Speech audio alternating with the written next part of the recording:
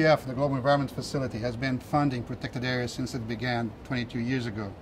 And the reason why protected areas have become a centerpiece of the work of the GF is that for globally relevant biodiversity, which is the focus of the GEF, we provide funding to developing countries for them to achieve global environmental benefits out of national development projects.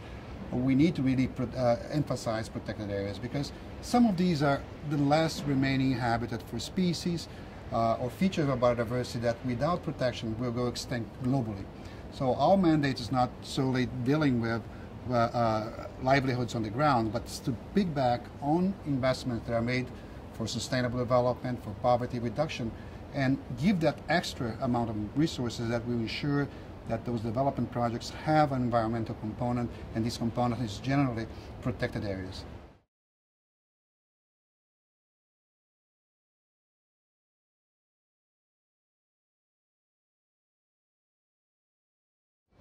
So take the country of Madagascar, where endemism, meaning species that only occur in that island, the largest tropical island, and you see the importance of protected areas in maintaining that biodiversity, and you see the connection between livelihoods, protected areas because they provide ecosystem services, but also because they provide one of the most important sources of foreign revenue, which is tourism. And I've seen protected areas in Madagascar that are managed by the local communities. People have become the field guides, they learn about the flora and the fauna, and they defend those areas like they were dependent on it for their lives, which actually they are. So I've seen that connection where biodiversity, protecting lemurs, protecting chameleons, protecting birds of Madagascar, that you can't find any place else in the world, really attracts people. People like to see it.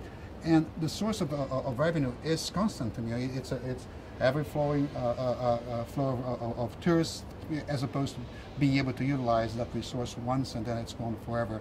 So the connection between protected areas and the services they provide, be it for tourism, be it for sources of energies, be it for non-timber forest products, it's everywhere in the world. But Madagascar is such a keen example because very little has been left of forest cover, very little has been left of the endemic species, the endemic fauna and flora of the island, and now people are so dependent on that resource for their own survival. So that spillover effect of protected areas in Madagascar for livelihoods, it's just incredible, it's remarkable. Anyone can go there, can see and witness that.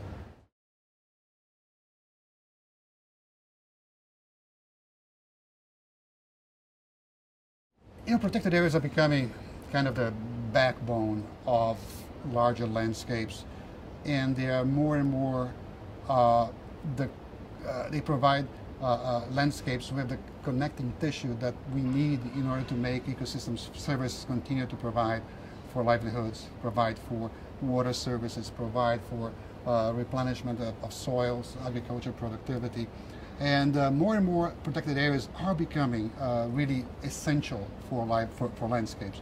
So I would like to see 10 years from now, protected areas that have been inserted and are being managed with the production landscape that lives outside of protected areas in a more integrated manner. Because without them, again, we will lose, and we've seen this happen everywhere. I come originally from Brazil, and we're experiencing in the state of São Paulo the largest drought that in history.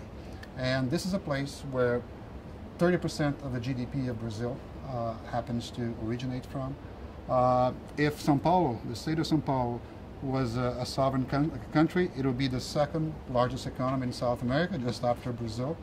And now we are witnessing, because of deforestation, because protected areas haven't been given enough attention, the depletion of water resources and industrial output is going down. We are losing 3,000 jobs every 2 weeks in a place which is an epicenter of economic activity in a country. So you can see immediately the connection between what happens in the wider landscape and how it affects economic development, how it affects job generation and so forth.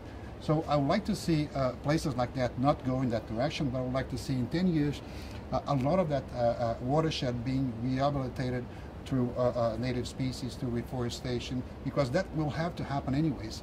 And maybe there's a market for that, and maybe the private sector can come in and become a partner to governments in making sure that all that service that was lost through poor management of water resources, soils, forest resources come back and make protected areas again the centerpiece of development.